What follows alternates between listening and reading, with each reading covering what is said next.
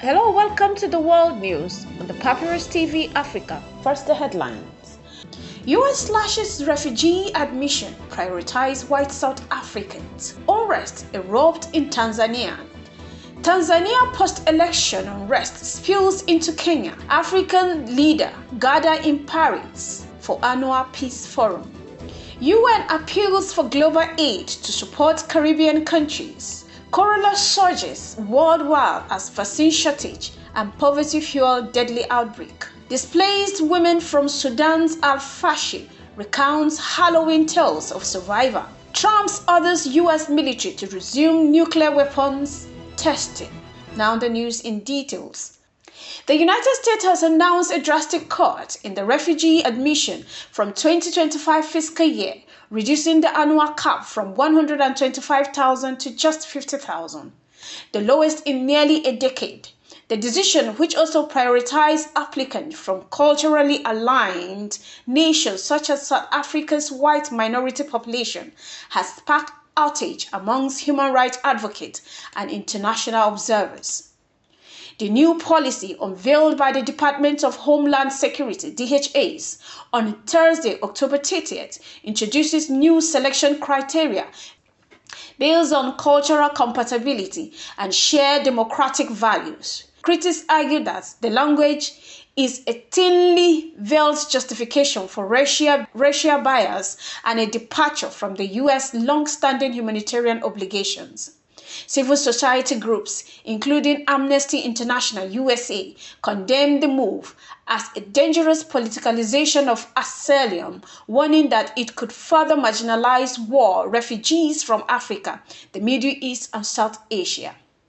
Administration officials defended the decision, saying it will streamline resettlement and prioritize integration success rates. The policy has already drawn criticism from UN agencies who warn it could embody other nations to adopt similar exclusionary migration frameworks. International analysts view the shift as part of a broader populist agenda by Trump's administration, which has sought to redefine immigration policies around national identity rather than humanitarian needs.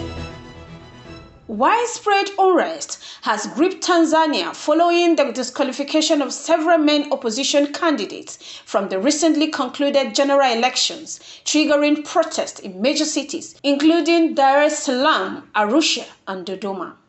Security forces fired live rounds and tear gas to disperse demonstrators on Thursday, October 30th, as tension escalated over allegations of elections manipulations and voter suppression.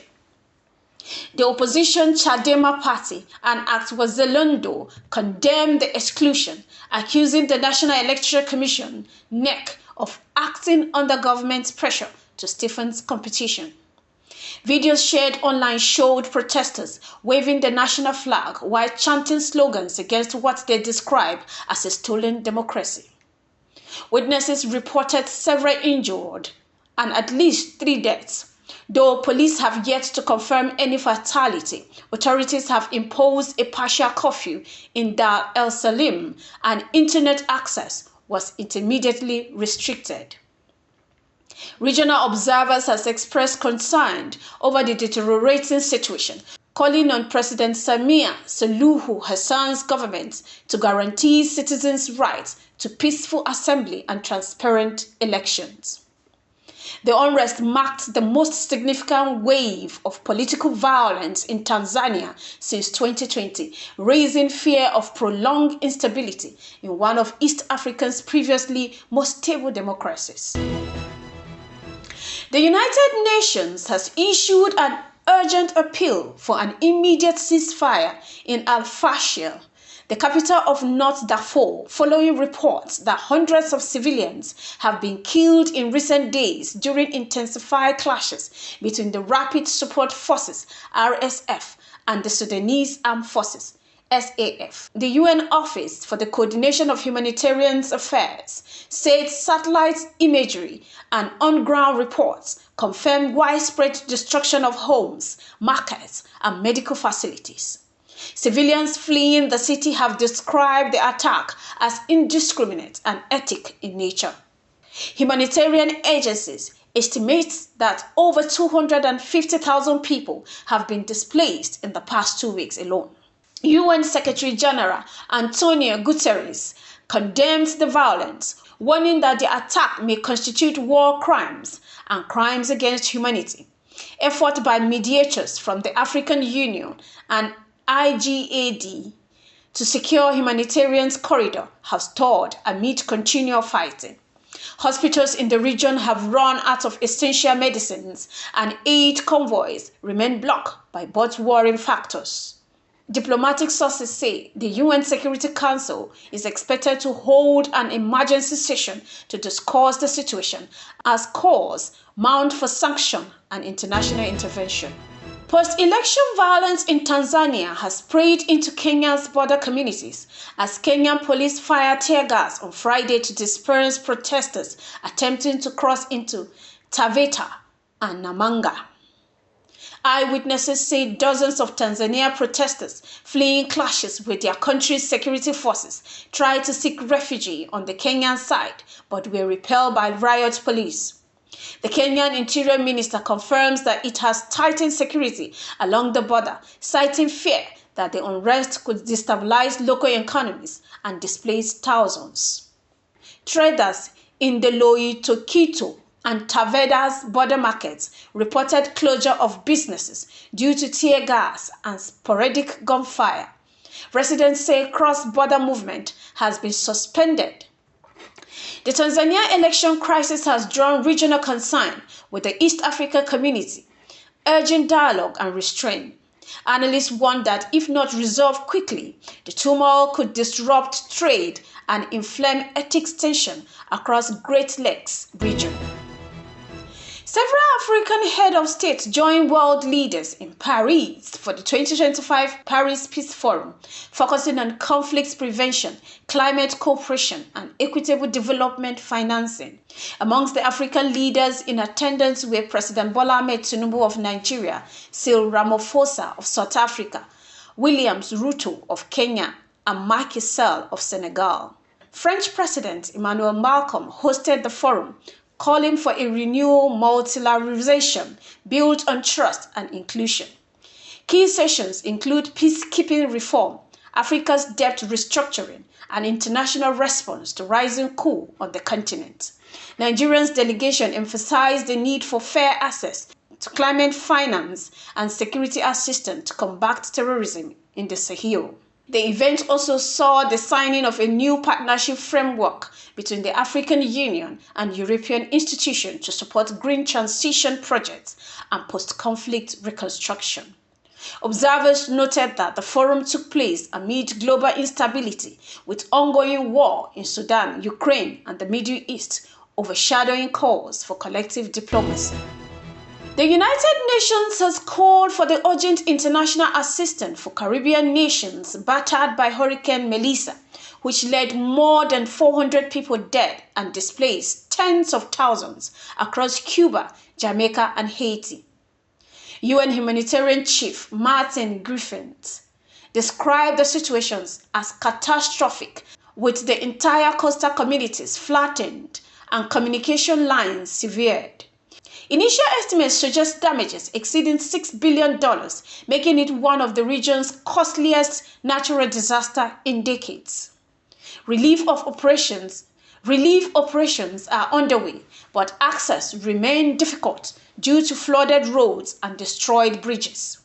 The World Food Programme, UNICEF, have deployed emergency teams to deliver food, clean water, and medical supplies. Regional governments have declared state of emergency, appealing for international support to rebuild homes, schools, and hospitals. The hurricane, a Category 5 storm, hit just as many Caribbean nations were struggling with economic recovery post-pandemic. Experts say Hurricane Melissa underscores the growing vulnerability of small island states to climate-induced disasters, calling for stronger resilience funding.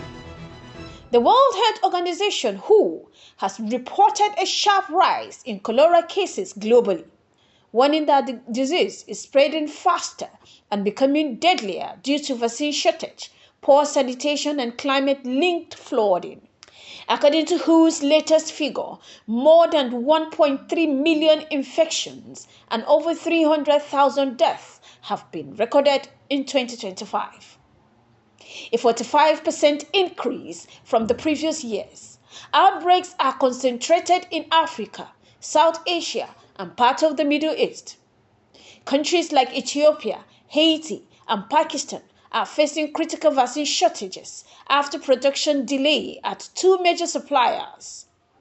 The global stockpiles now hold less than 1 million doses, far short of the 50 million needed to combat active breakout. WHO's Director General, Dr. Tedros Adhanom Ghebreyesus, urged donor nations to step up funding for water infrastructure and emergency vaccination drives, stressing that the cholera remains a disease of inequity and neglect. Public health experts warn that unless swift action is taken, the world could face its deadliest cholera wave in decades. Women displaced from Al-Fashir, North Darfur, have shared horrifying accounts of life under siege, describing sexual violence, starvation, and the loss of loved ones as rapid support forces RSF fighters to overrun civilian areas. Speaking to African News at a refugee camp in Chad, survivors detail how armed men stormed homes, executed men, and adopted women and children. "They killed my husband and took my daughter," one woman said, holding back tears. Humanitarian agencies estimated that over 60% of the displaced are women and children, many suffering trauma and malnutrition. Aid workers said safe shelters are overcrowded and many women face further risk of abuse in transit camps. Despite mounting evidence of atrocities, international response remains slow. The UN has demanded access for independent investigation, while rights groups call for the prosecution of RSF commanders accused of targeting civilians. The stories emerging from Al-Fashir underscores the worsening humanitarian catastrophe in Sudan, where ethnic violence has turned entire cities into battlefields. U.S. President Donald Trump has authorized the Pentagon to resume nuclear weapon testing, ending a 3-decade moratorium that has been in place since 1992. The decision, confirmed by White House officials on Thursday, October 30th, has drawn global condemnation and raised fears of a new arms race. According to administration sources, the first subcritical test will take place at the Nevada National Security Site before the end of 2025. Officials say the move is aimed at ensuring the reliability of America's nuclear arsenal, but critics argue it undermines decades of non-proliferation progress. The announcement comes amid rising geopolitical tension with China, Russia, and North Korea. Experts warn that the move could prompt rival power to resume their own testing programs, destabilizing the existing treaties, such as the Comprehensive Nuclear Test Ban Treaty, CTBT.